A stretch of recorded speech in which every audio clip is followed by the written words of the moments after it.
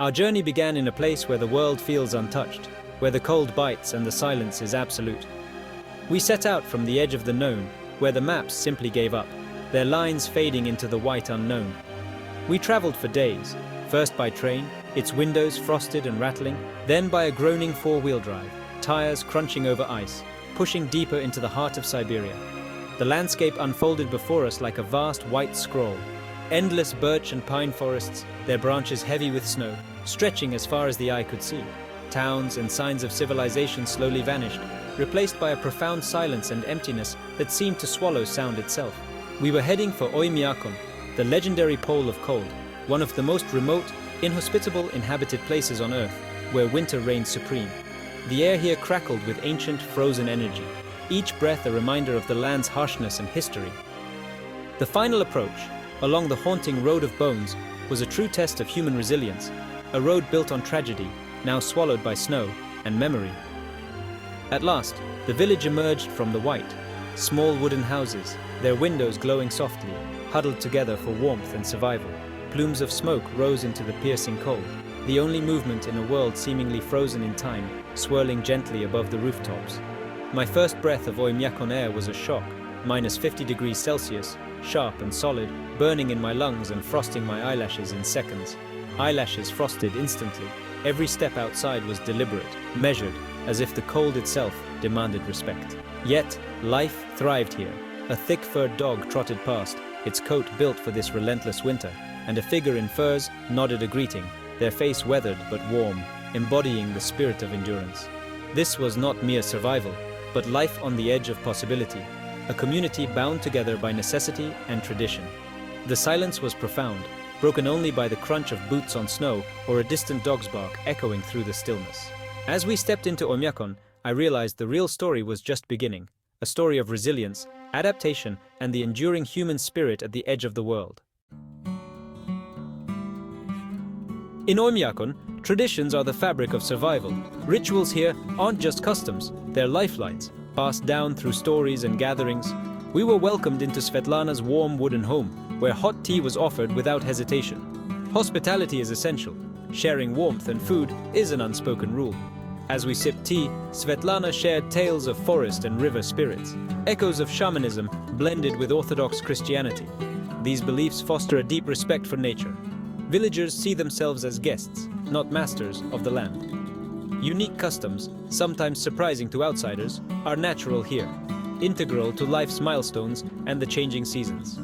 To understand Oymyakon's traditions, you must first appreciate the world of extreme cold and profound isolation from which they grew. Here, community and nature are inseparable. Every gesture, every story is a lesson in resilience. One tradition stands out, the Feast of the First Snow. It's a quiet family ritual marking the true start of winter. The centerpiece, stroganina, raw, thinly sliced frozen fish, caught in late autumn and shaved into delicate curls. Eaten raw, dipped in salt and pepper, it's the taste of the cold river itself. The texture is crystalline, melting on the tongue, packed with nutrients for the harsh winter ahead. Sharing stroganina is more than a meal, it's a communion with ancestors and the land. Each family member takes a curl, giving thanks for the river's bounty. This tradition binds families and reinforces community resilience. Watching this simple, reverent meal revealed how culture and survival are deeply linked.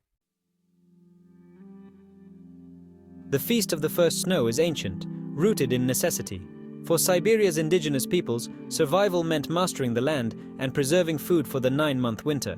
Freezing became nature's pantry. Eating frozen fish was born of need, then became ritual. The first deep snow marked a shift. River travel ended, sleigh journeys began, hunting patterns changed. Sharing the first frozen catch reaffirmed community bonds and readiness for winter's trials. Stroganina symbolizes purity, resilience, and the river's life-giving power. Raw frozen fish, rich in nutrients, kept generations healthy. This tradition is ancestral wisdom, practicality fused with spirituality. The feast is gratitude to the river and a prayer for a safe winter. What may seem strange is in truth a beautiful testament to human ingenuity. Daily life in Oymyakon is a constant negotiation with the cold. The village sits in a valley that traps frigid air, making winter the dominant state. Temperatures plunge to -60. Metal shatters, batteries die, and even glasses can freeze to your face.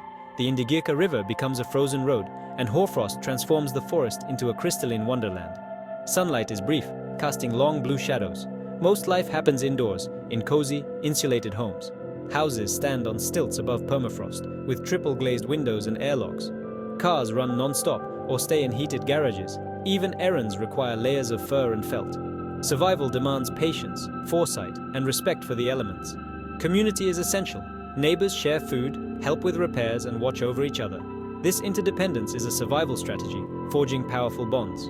Life is hard, but rich with purpose and belonging. We spoke with villagers about their way of life, discovering a world where the past and present are constantly in conversation. In these remote corners of Russia, daily routines are shaped by both age-old customs and the slow arrival of modern influences. Elder Nikolai, his face weathered by countless winters, defended the old traditions with quiet pride. The feast, the Stroganina. This is our history, passed down from our ancestors. It teaches respect and strength, he explained, as families gathered around tables to share food and stories, reinforcing bonds that have lasted generations. For the older generation, these customs are vital links to identity and heritage, threatened by the lure of modernity and the fast pace of change. They worry that the internet and television might erode the values that sustained them, replacing community gatherings with screens and solitude. Yet, younger residents like Anya, a teacher, see a balance. We must respect the past, but also prepare our children for the world beyond Oymyakon, she says, encouraging her students to dream big while staying rooted. Young people listen to global music, dream of cities far away, and connect with the wider world through their phones, but still learn to read the weather, prepare traditional foods, and participate in rituals that have shaped their families for centuries. Another young man shared, "Sometimes I think about leaving for a new life, to see what's beyond these snowy fields. But when the snow falls, there's a peace here you can't find anywhere else. This is my home, and it always calls me back." The village lives in gentle tension, honoring tradition while embracing change, each day a careful dance between old and new. Modern comforts like electricity and the internet now coexist with ancient rituals, creating a unique blend of lifestyles. The challenge is to keep both alive, ensuring that neither is lost as the village moves forward. Oymyakon's future depends on blending old wisdom with new opportunities, as young and old work together to shape what comes next.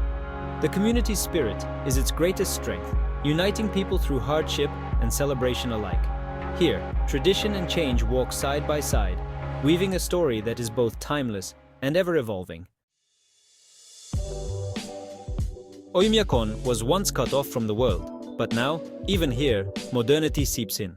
The internet, via satellite, has opened a window to global news, entertainment, and opportunity. Some villagers run businesses for adventurous tourists, selling crafts and sharing their culture online.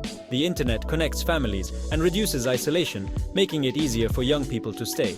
But this connectivity also threatens traditions. Convenience and global culture can make old ways seem outdated. The village navigates this transition carefully. Schools use computers, but also teach local history and crafts. The Feast of the First Snow is still celebrated, though families might watch a film together afterward. Modernity arrives slowly, changing daily life in subtle ways. The future of Oymyakon's traditions depends on how its people blend the new with the old. The slow thaw of modernity is reshaping the landscape, but the heart of the village endures. As visitors, our reactions to Oymyakon's customs matter. It's easy to see traditions like eating raw, frozen fish as strange, but that's just unfamiliarity. The key is respectful curiosity. Ask, listen, and try to see through their eyes. Svetlana, our host, smiled at our hesitation with Stroganina. "It's the taste of our land. It keeps us healthy." By trying the food and hearing its story, we built a bridge of understanding. Respectful travel means engaging, learning a few words, supporting local businesses, and being mindful guests. When we show genuine interest, we're met with warmth and pride. These exchanges enrich both visitor and host, challenging assumptions and expanding our sense of what's possible. The world is a tapestry of cultures, each with its own wisdom. By approaching differences with humility, we learn not just about others, but about ourselves. As I left Oymyakon behind, the village slowly disappeared into the endless white wilderness, swallowed by the vast Siberian snowfields stretching as far as the eye could see.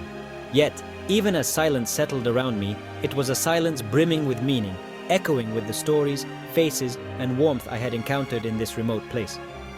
The memory of the Feast of the First Snow lingers in my mind, a celebration that brings the entire community together in the heart of winter. More than just a meal, it's a powerful lesson in resilience, unity, and the deep connections that sustain people through the harshest of seasons. These ancient traditions are living expressions of identity, passed down through generations, anchoring the community in a world that is constantly changing. Travel, I realized, has the power to open both minds and hearts, gently replacing prejudice with understanding and respect. The people of Oymyakon endure life in a land of ice and snow, facing daily challenges with quiet strength and determination. Yet, their hopes, dreams, and love for one another are universal, bridging the gap between cultures and continents. My journey to the Pole of Cold became much more than a physical adventure. It was a journey to the very heart of humanity itself. In the world's most remote and unforgiving corners, I discovered its greatest treasures: ancient wisdom, unbreakable communities, and the enduring spirit of people who thrive in harmony with nature. Here, there is a deep, almost sacred bond with the land, a respect for the environment that sustains life against all odds. Seek out these places as a respectful guest. Listen to their stories, share your own, and allow yourself to be transformed by the experience. In learning from diverse cultures and embracing their wisdom, we find the truest path to understanding not only others, but also ourselves. The spirit of Oymyakon endures, glowing like a beacon in the Siberian night. It stands as a testament to the enduring power of tradition, community, and the unbreakable human spirit.